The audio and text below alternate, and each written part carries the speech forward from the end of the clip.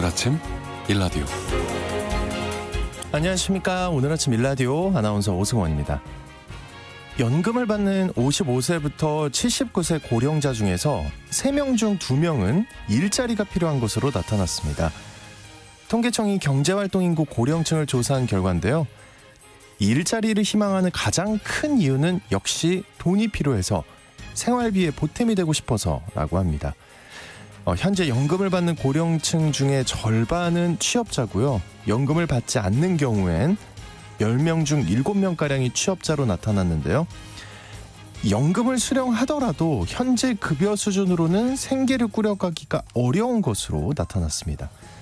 이 통계청이 발표한 연금 통계 개발 결과에 따르면 2021년 65세 이상 내국인 중 연금 수급자가 받는 월 평균 금액이 약 60만 원인데요. 국민연금연구원은 2021년 기준 노후의 기본 생활을 꾸려가기 위해 필요한 최소 생활비를 추정해 봤더니 124만 3천 원으로 2배가 더 필요한 것으로 나타났습니다. 네, 지금의 고물가에선 더 늘어나겠죠. 자, 이렇다 보니까 연금을 받더라도 최소 생활비 절반에 못 미치는 수준으로 살아야 하는데요. 결국 연금 외에도 일자리 준비가 반드시 필요하다는 의미겠죠. 가장 좋은 노후 준비는 일자리라는 말도 있지만요. 건강하게 일할 수 있는 노후를 잘 준비하는 게 정말 현실적인 노후 준비인 것 같고요. 고령자들을 위한 정부의 일자리 정책이 갈수록 더 중요해질 것 같습니다. 10월 31일 화요일 오늘 아침 일라디오 출발합니다.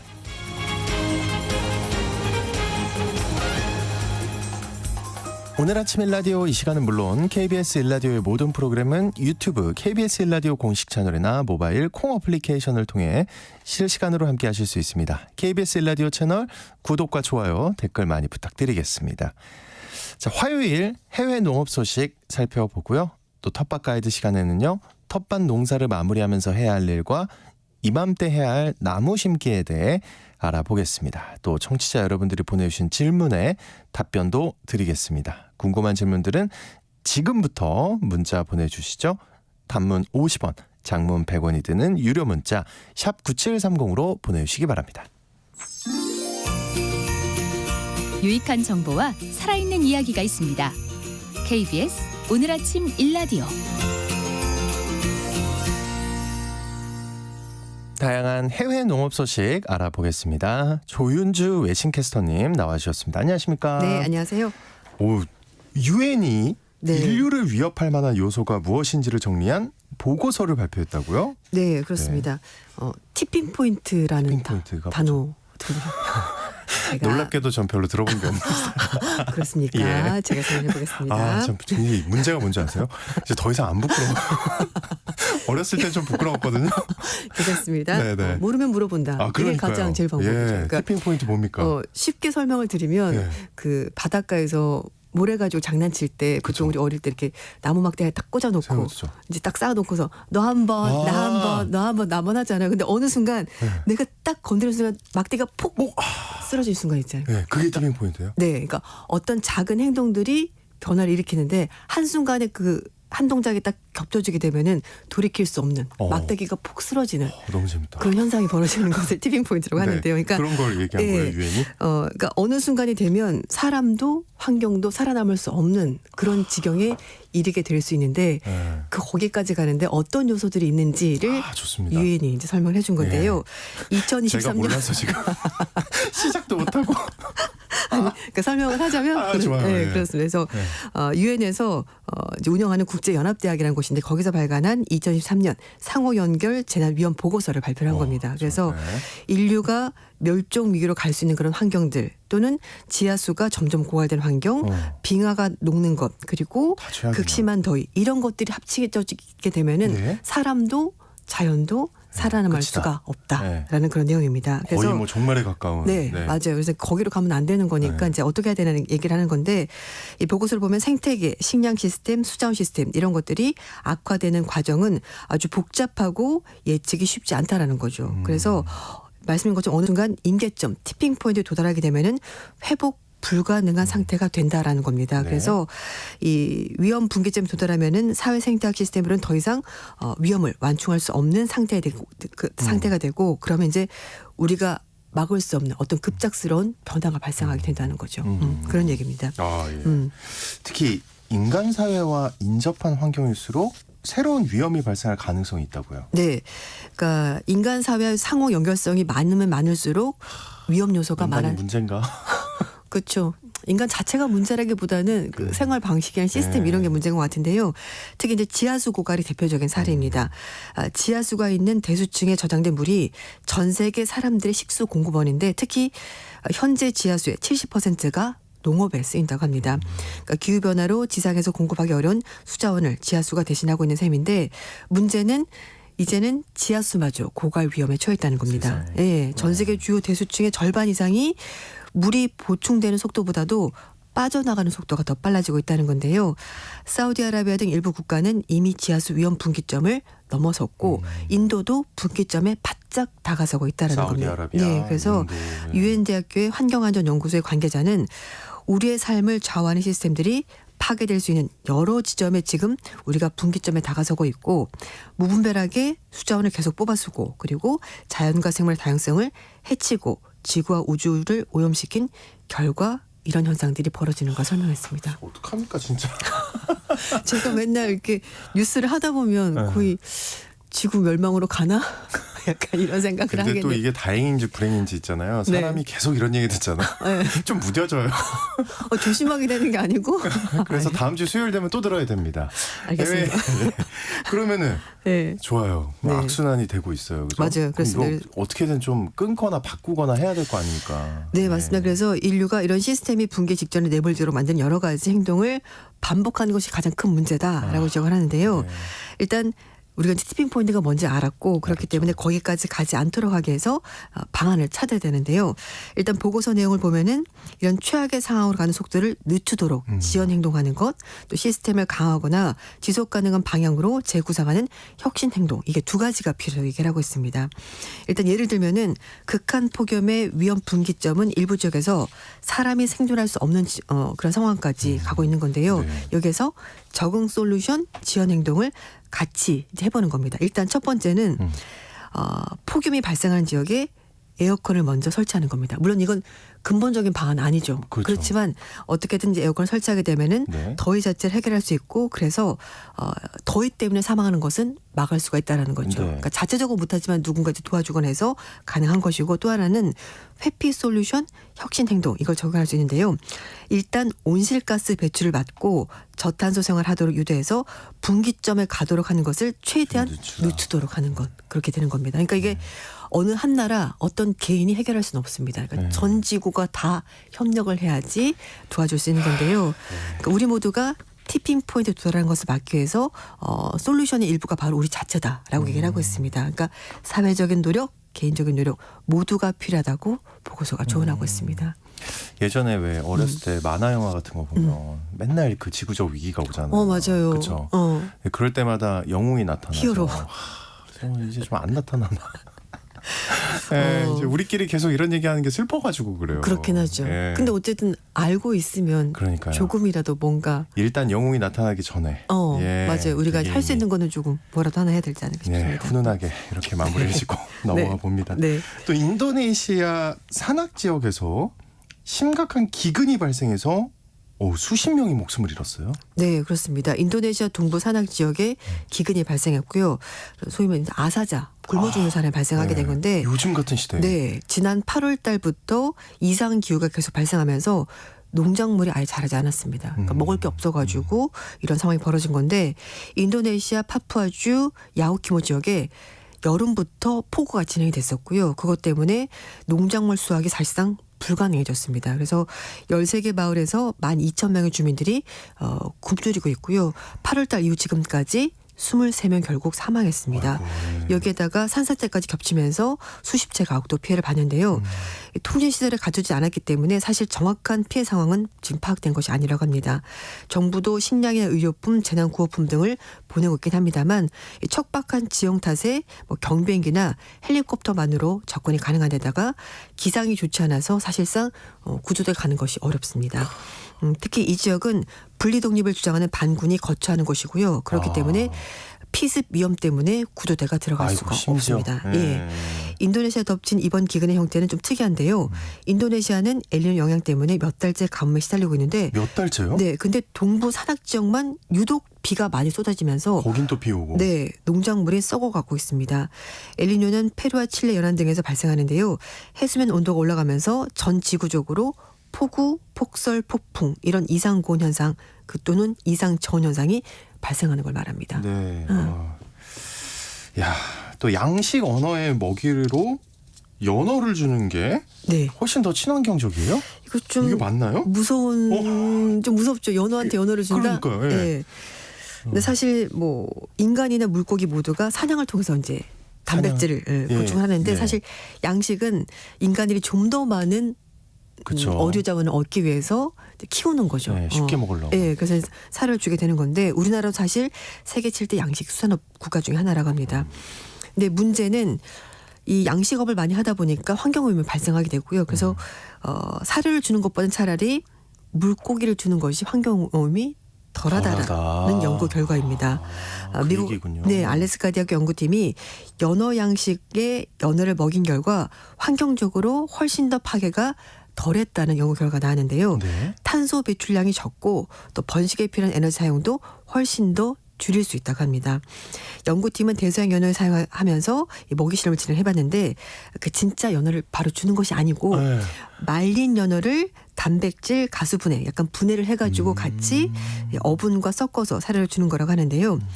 이 연어 단백질 가수분해물은 연어 가공 과정에서 남는 원료를 효율적으로 분해해서 만든 거라고 합니다. 뭔가 친환경적이네요. 네, 그러니까 막 찌꺼기를 그러니까 주는 거죠. 그 버리는 것을 가수분해서 주는 건데요.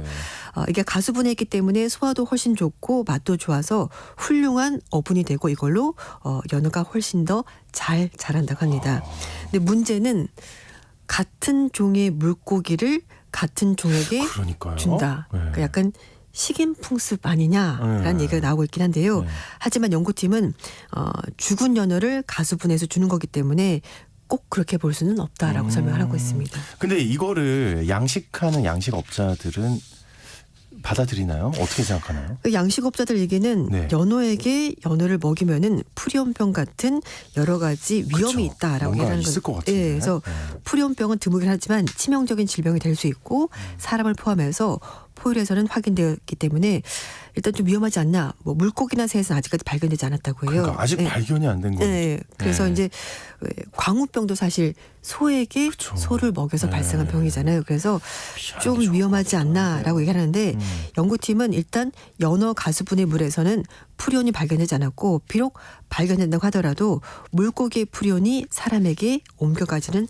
않을 것이다. 지금 그런 것은 확인된 바가 없다라고 하는데 양식업자들은 약간 어쨌든 걱정하는 부분이 있긴 하다고 합니다. 근데 만약에 뭐 연어를 먹이로 해서 키운 연어인데 드시겠습니까? 아니요. 아, 저도 아닙니다. 전 바로 저도 아닙니다. 저도 모르게 아직은 이 중립적 입장을 해야 돼. 저도 아직은 아닌 것 같습니다. 예. 연구가 좀 더 진행이 되고 불안하잖아요. 안전성이 확보가 된다면 모르겠지만 그리고 분명히 또 그때 되면 과학자들이 이렇게 얘기합니다. 그때는 몰랐다. 그렇죠. 이제 발견되었다. 조심해야 됩니다. 네. 예. 곤충의 유전자를 조작하는 프로그램을 개발한 스타트업이 대규모 투자를 받았다고요. 네. 가축용 사료로 쓰이는 곤충의 유전자를 변형하는 프로그램이 개발이 됐고요. 이걸 개발한 스타트업 베타벅스라는 회사가 우리 돈으로 27억 원의 투자를 받았다고 합니다. 이 회사는 2017년에 스코틀랜드에서 이제 생겨난 회사인데요. 네. 요즘 영국에서 곤충을 사육하는 것이 폭발적인 인기를 끌고 있다고 곤충, 합니다. 그래요? 네. 매년 농장에서 사육하는 곤충이 1조 2천억 마리 정도 된다고 하는데요. 이 회사는 동해등에 같은 이런 것을 양식하면서 단백질 수요를 맞출 수 있을 만큼 충분하게 생산해서 뭐 산림벌채, 생물 다양성 손실 이런 것들을 막을 수 있기 때문에 곤충을 키운다고 하는데 이 등해가 대규모 단백질을 생산하는데 굉장히 유리한 환경을 갖추고 있고 이걸 유전자적으로 개량을 한 거라고 합니다. 네. 특히 이 요즘 곤충이 굉장히 인기 있는 단백질원으로 전 세계적으로 각광을 받고 있다고 하는데요. 이 회사 최고 경영자는 근데 왜 전 몰랐죠? 요즘에 왜 사실 이제 단백질을 우리가 이제 보충하는데 육류를 생산하다 보면 환경적으로 여러 가지 그렇죠. 문제가 있다 보니까 그렇죠. 이제 예. 이렇게 곤충을 눈에 보이는 형태는 아니긴 했지만 이걸 제가 부시거나 해가지고 다르게. 이제 단백질로 섭취를 하게 되는데요. 사실 단백질이 굉장히 우수한 단백질, 그러니까 곤충이 식품이기 때문에 이제 개발하게 되는 건데 영국뿐만 아니라 국제 시장에서도 굉장히 인기가 있을 거다라고 회사가 얘기를 하고 있습니다. 아, 그러니까 회사의 주장인 거죠? 네, 그렇습니다. 그래서 전 세계적으로도 사실 단백질 수요가 증가하기 때문에 공급원으로 충분히 시장성이 있다고 얘기를 하는 건데 곤충 사육은 환경에 미친 영향이 다른 육류를 생산하는 것보다 훨씬 더 낮기 때문에 이 분야가 친환경적인 식품 생산하는데 도움이 될 수 있다라고 설명을 하고 있습니다. 그 지금 표정은 그렇진 표정은 아니, 제가 그 예전에 생생정보 할 때 네. 그 곤충 하는데 갔었어요. 아 진짜요? 저는 네. 아직 안 가봤습니다. 아, 그래요? 네, 드셔보시면 네, 맛있습니다. 알겠습니다. 네. 기회가 되면 먹어보겠습니다. 예, 네네. 꼭 드세요. 시간이 안 나실 거죠? 나을 것 같습니다. 네. 영국 소식 하나만 더 볼까요? 그 영국 지자체들이 지역 행사에서 음식을 제공할 때 네. 이 채식뿐만 아니라 육류와 유제품도 반드시 제공하도록 하는 방안을 추진하고 있다고요? 네. 이거 왜 그렇게 할까요? 영국 서퍽 주 의회가 케이터링 보통 이제 행사를 연회할 때 음식을 이제 만들어 제공하는 그런 서비스 업체가 있지 않습니까? 네. 이런 회사들이 필요한 지역 행사 식단에 선택을 하면서 채식과 함께 반드시 육류와 유제품을 선택하도록 그게 그러니까. 이제 방안을 추진한다고 하는데요. 네. 최근 일부 지역에서 채식만 제공하는 그런 경우가 있다고 해요. 그래서 지역사회가 육류나 유제품을 이제 만드시는 농가들이 소외가 되는 거죠. 그래서 그러지 말고 육류나 유제품도 반드시 포함을 시켰으면 좋겠다라고 하는 겁니다. 서퍽주가 코넬주 그리고 노스 샘프턴주에 이어서 세 번째로 네. 농축산물 지키기 선언하면서 이제 이런 일이 벌어지고 있는 건데요. 지난 5월 달에 코넬 의회가 지역 농민들 돕기 위해서 의회 행사를 하면서 고기와 유제품 포함된 제철 지역 농산물을 적극적으로 공급하도록 만장일치로 선택을 했다고 합니다. 근데 이건 너무 좋죠. 네, 근데 이제 농가 돕는 건. 요즘 사실 그 채식을 하는 지역도 많아지고 또 개인적으로도 그래요? 채식을 하겠다는 사람들이 많다고 해요. 그러니까 그거는 이해를 하는데 네. 지역적으로 이렇게 하는 건 처음 네, 봤어요. 맞습니다. 네. 그래서 런던 근교에 있는 옥스퍼드셔주가 작년 2월 달에 의회 내에서 행사를 하면서 완전 채식만을 제공하는 안건을 통과시키면서 논쟁이 벌어지게 된 겁니다. 이 지역에서는 에든버러시, 노리치시 이런 지역들이 포함이 돼 있다고 하는데요. 식물 기반 조약을 서명하고 가축 농장 건설을 중단하고 학교와 병원, 요양원, 교도소, 공공기관에 단체 급식할 때 식물성 식품 소비 확대를 요구하면서 이런 일이 벌어졌다고 합니다. 뭐 다른 지역도 있다고 하는데요. 그러다 네. 보니까 지역에 있는 농가들이 소외가 되고 팔로가 이제 그러니까요. 끊기는 거죠. 네. 그래서 그러지 말고 설명을 들어보니까 알겠네요. 물론 네. 채식도 중요하지만 채식과 그렇죠. 함께 그리고 이제 뭐 육류 그리고 유제품도 반드시 포함시키도록 법을 만들게 된 겁니다. 법으로. 네. 영웅이 나타났습니다. 네. 우리 7939님이 네. 연어한테 곤충을 먹이를 주고 좋습니다. 곤충한테 연어 주면 어때요? 예? 곤충한테 연애 좀 그런데 연어한테 곤충 주는 거 괜찮지 않을까 싶네요. 7939님 좋은 아이디어네요. 네, 괜찮을 것 같습니다. 근데 결국은 또 인간이 다 먹고. 그렇죠? 네. 네. 이렇게 알겠습니다. 네. 네. 오늘 점심에 연어. 먹어보겠습니다. 네. 예, 오늘도 아주 흥미로운 해외 농업 소식 잘 들었습니다. 지금까지 외신캐스터 조윤주님과 함께했습니다. 오늘 고맙습니다. 감사합니다.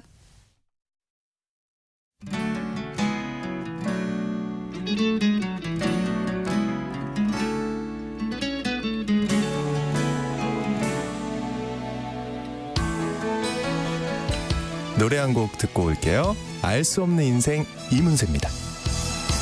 언제쯤 사랑을 다 알까요? 언제쯤 세상을 다 알까요?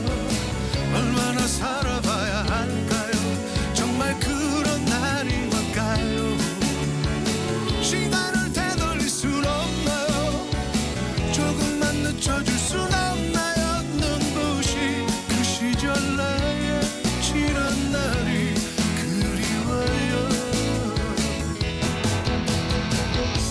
오늘도 그저 그런 날이네요.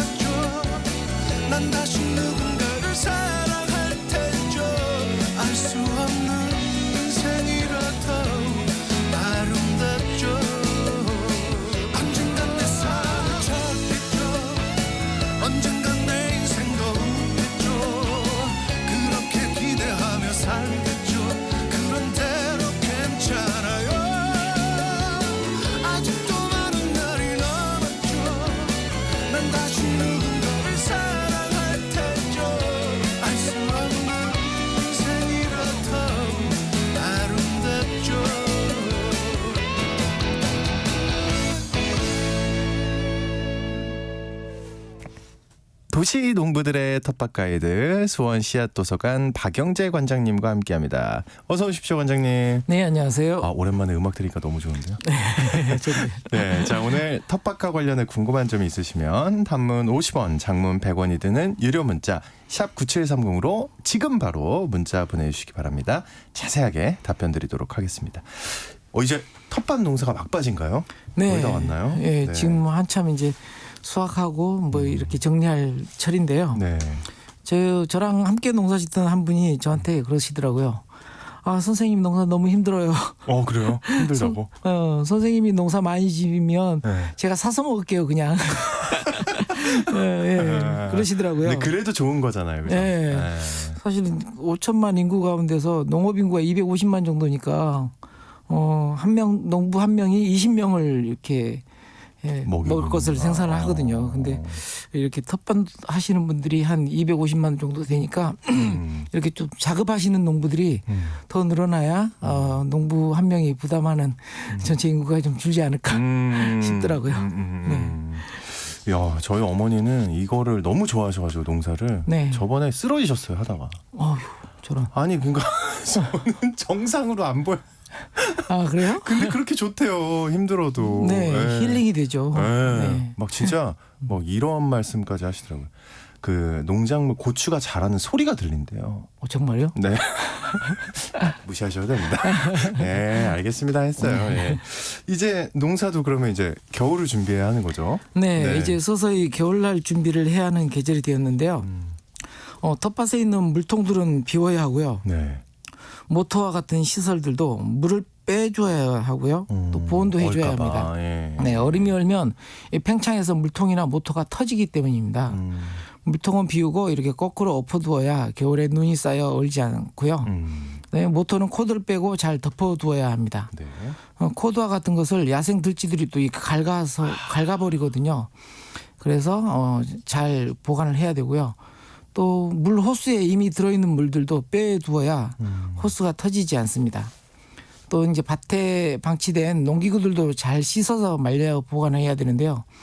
녹이 쓸어 있다면 좀 녹을 좀 깨끗하게 씻어주고 그다음에 이제 방청윤활제라고 하는 것들이 있습니다. 알죠, 알죠. 그런 예. 것들을 이제 뿌려주어서 보관하면 녹들도 쓰지 않고요. 그다음에 수확용 가위들 같은 경우는 날에 이 가위 날에 수액이 많이 묻어 있어서 비눗물로 씻은 다음에 말려야 합니다. 그리고 새로 구입한 농기구들은 가급적이면 손잡이에 붉은색으로 페인트를 칠해서 눈에 잘 띄도록 해야 합니다. 이거 꿀팁 아닙니까? 예. 왠지 꿀팁 느낌이 나는데 네. 농기구에 페인트 칠하라. 네. 또 붉은색으로. 근데 이거 문제가 다 붉은색 칠하면 어떡해요? 예? 괜찮습니다. 사실 가끔 여러 사람과 이렇게 구별하기 위해서 한 게 아니고요. 네. 농기구를 잘 찾을 수 있도록 눈에 띄는 색깔로 하는 거거든요.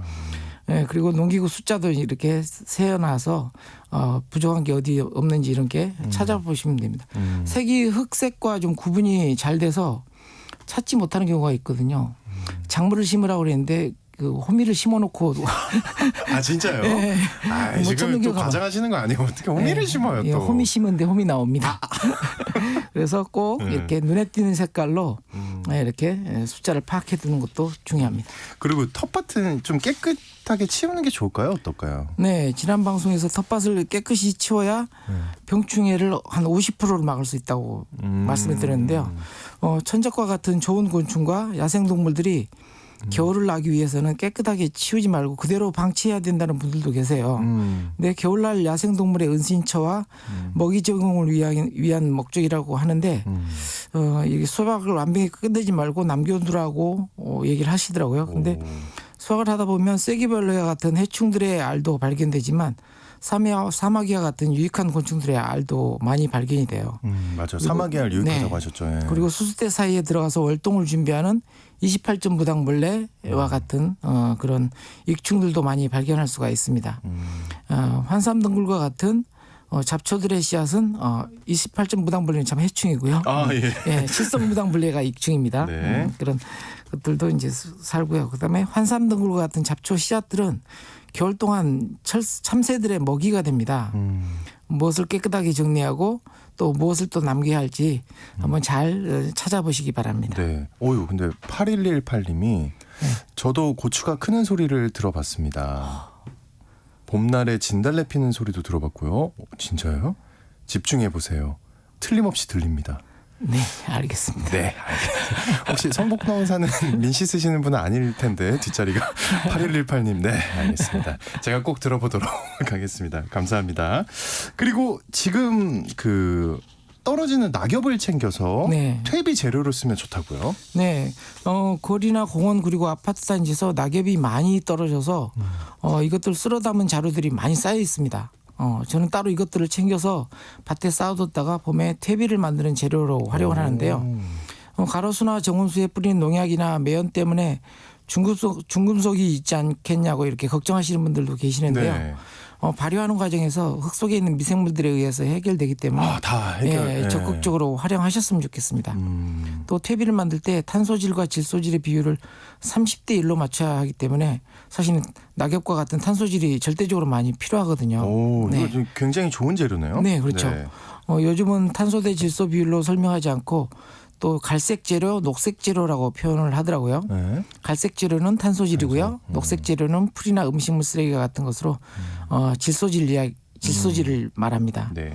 음식물 찌꺼기가 나오면 밭에 가져가서 묻으시는 분들이 많은데요. 채소로만 안 좋을 것 같은데. 예, 채소로만 이루어져 있으면 상관없지만 밥과 같은 것이 섞여 있으면 질소질이 너무 많아서 발효보다는 부패가 진행될 수도 있어서 이렇게 갈색 재료를 미리 준비해두면 섞어서 묻을 수가 있습니다. 이러면 괜찮죠. 네.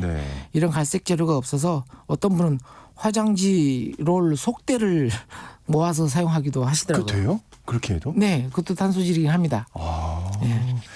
아 맞다. 그리고 지금 또 나무 심기를 해야 될 때예요. 네. 네. 이제 낙엽이 지고 땅이 얼기 전에 나무 심기에 좋은 철인데요. 자두, 복숭아, 사과, 배와 같은 어린 묘목을 이제 사서 심습니다. 네. 나무 뿌리는 토양 온도가 10도 정도에서 잘 자라기 때문에 이맘때가 심기에 아주 적절한 때인데요.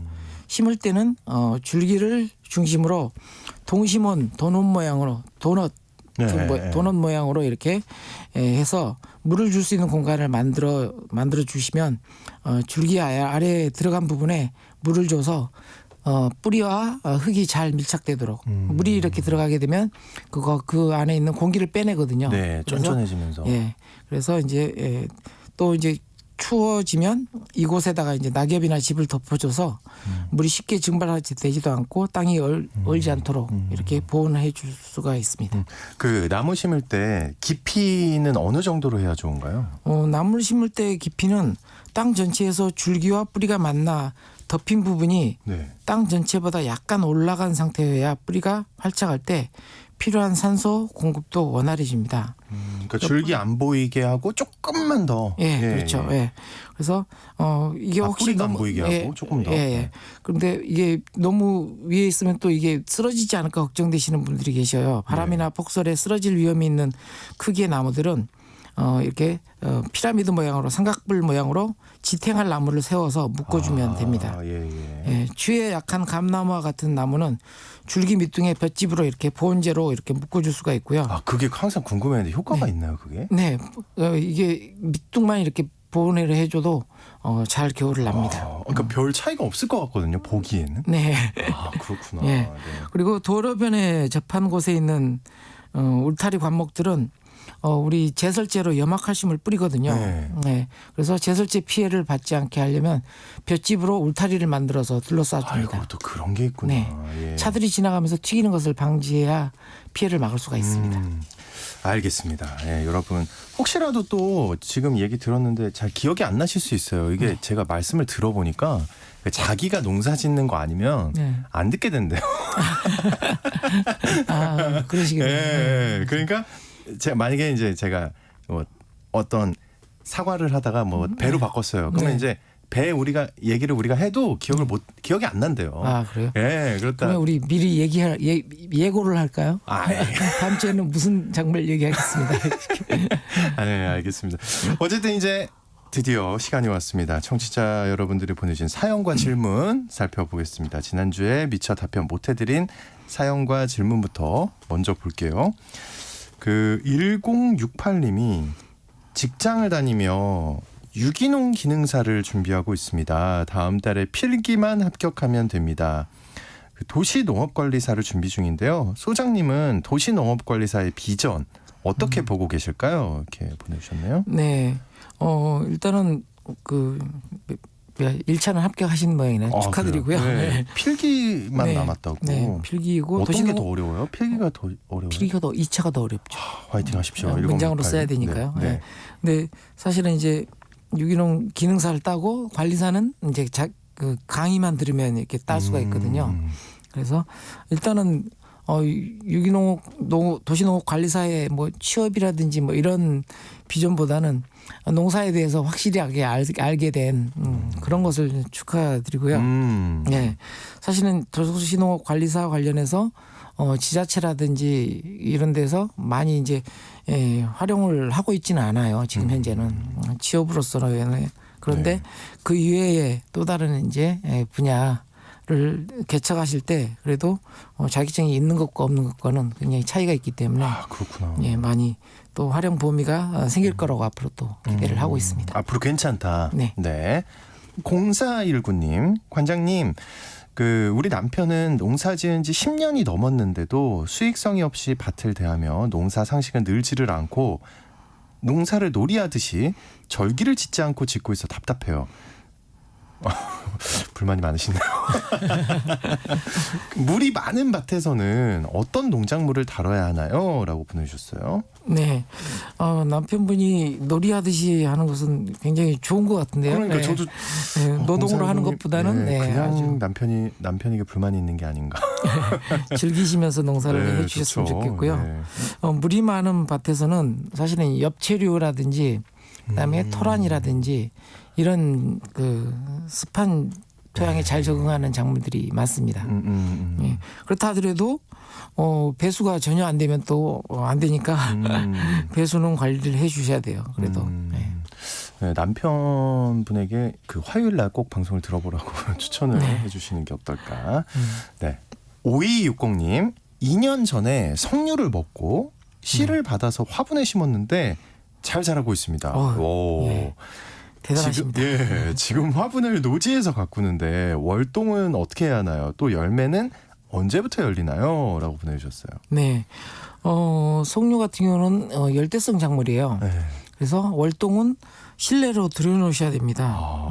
화분을 노지에다 두셨다 그랬는데 이제 겨울에 추워지면 들여놓으시면 되고요. 열매는 보통 씨앗으로 파종하게 되면 실생묘라고 하거든요. 실생묘는 5년 6년 정도 돼야 맺습니다. 석류가 그렇게 귀한 작물이었어요? 네, 그럼요. 어이구, 5, 6년. 아직 멀었네요, 그러면? 2년이면? 뭐 계속 관리하시면서 애정을 주시면 또 열리는 걸 볼 수 있을 겁니다. 이 정도 되면은 약간 입장 바꿔보면 5, 6년 돼서 나오면 진짜 기쁠 것 같아요. 그렇죠. 기적의 석류 뭐 이러면서 기적의 석류. 그 말 나올 만하네요. 씨앗에서부터 열매까지.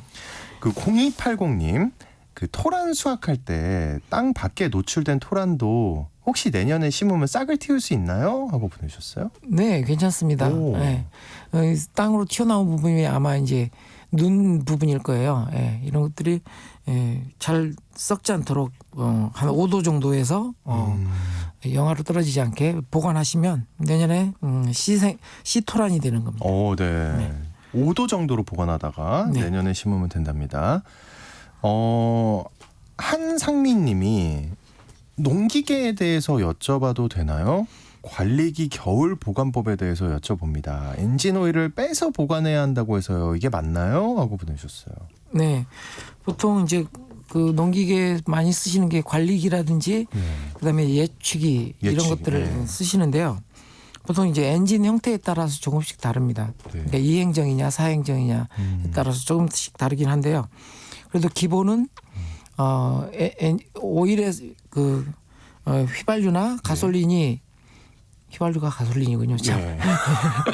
가솔린이나 디젤이 엔진으로 들어가는 그 밸브를 잠궈 주시고요. 그런 다음에 시동을 걸어서 기화기 안에 이미 이제 엔진 안으로 들어가 있는 오일이나 아니면 이제 연료를 다 소각을 시켜야 됩니다. 그렇지 않으면 기화기에 있는 노즐이 막혀서 내년에 봄에 다시 시동을 걸었을 때 시동이 잘 안 걸리는 일이 있어요. 그래서 일단은 연료 밸브를 잠그고 시동을 걸어서 엔진 안에 있는 연료를 다 이렇게 연소를 시키면 그렇게 해서 보관하시면 괜찮습니다. 엔진 오일은 어떻게 해요? 빼요? 엔진 오일은 별도로 있기 때문에 사실은 관련 없습니다. 그리고 관련 이제 없고. 이 행정은 엔진 오일하고 또 연료가 같이 섞여 있어서 또 상관없고요. 네, 일단은 네, 엔진 안에 들어와 있는 연료는 다 소진시켜야 소진하고. 계속 켜놔야겠네요. 그러면 그냥 탈탈탈탈. 이제 네. 연료 캡을 닫았으니까 네. 시동을 걸면 네. 엔진 안에 있는 연료만 태우고 바로 꺼집니다. 네, 그런 상태로 이렇게 보관을 하시면 됩니다. 네. 오늘 마늘 심기에 대한 질문이 많나 봐요. 그래서 대표로 하나만 소개를 할게요. 2967님이 보내주셨는데요. 네. 마늘을 심는 시기와 심는 깊이가 궁금합니다. 지금 심어도 되나요? 그리고 비닐을 씌워야 하나요? 하고 보내주셨어요. 네, 마늘 심기. 네. 네. 지난 시간에 마늘 심기 관련해서는 한번 방송을 드렸는데요. 유튜브에 제 방송 한번 봐주시면 좋을 것 같고요. 제 방송도 한번 봐주시고. 네. 네. 그 마늘을 심는 깊이는 10cm 정도로 깊게 심습니다. 깊게. 네. 요즘 뭐 튤립이나 수선화 심는 분들도 계시는데 그것도 똑같이 마늘하고 같은 백각과거든요. 그래서 보통 10cm 정도 깊이로 이렇게 심습니다. 네. 그리고 지금 심어도 되나요? 11월 중순까지는 심어도 되고요. 괜찮네요. 늦게는 뭐 12월 초에 심는 분들도 계세요. 땅만 얼지 않는다면. 땅만 얼지 않는다면 네. 그렇게 심으시면 일단은 마늘이 땅 속에서 뿌리만 나온 상태로 월동을 했다가 내년 봄에 그러니까요. 이렇게 싹이 나옵니다. 비닐은 어떻게 합니까? 비닐 씌워요? 비닐은 이제 보온재로 하시게 되는데요. 비닐은 이제 검정 비닐보다는 이렇게 투명 비닐로 구멍이 뻥뻥 뚫려 있는 그런 비닐로 이렇게 덮어줍니다. 공기 통하기. 네. 공기가 통하기도 하고 또 너무 고온으로 이렇게 올라가는 걸 보온이 막고. 되지 않게 하기 네, 위해서는 네, 네. 그렇게 해야 되고요. 대신에 구멍이 뚫려 있으니까 펄렁펄렁거리다가 날아가니까 군데군데 흙을 덮어서 잘 고정을 시켜주셔야 됩니다. 네. 마지막으로 하나만 볼게요. 4777님이 경북 영천시의 무수학은 언제쯤이 적당할까요? 하고 보내주셨어요. 네, 무수학은 일단은 일기예보를 예보를 보셨다가요. 영하 1도로 떨어진다 싶으면 바로 수학하셔야 됩니다. 영하 1도로 떨어진다면 바로. 네. 근데 사실은 일기예보보다 노지의 온도는 더 낮을 수가 있거든요. 네. 그러니까 항상 열 간격의 일기예보는 항상 챙겨서 보셔야 됩니다. 네. 자, 시간상 오늘은 여기서 마무리를 하겠습니다. 답변 못 해드린 질문들은 저희가 잘 보관했다가 다음 주에 이어서 해드리겠습니다. 텃밭 가이드 시간 지금까지 수원 시야도서관의 박영재 관장님과 함께했습니다. 오늘 고맙습니다. 네, 감사합니다. 네, 여러분 벌써 10월의 마지막 날입니다. 정말 가을 날씨가 이어지고 있는데 오늘도 좋은 가을날 보내시고요. 전 내일 다시 인사드리겠습니다. 지금까지 오승원이었습니다. 모두 좋은 하루 보내세요.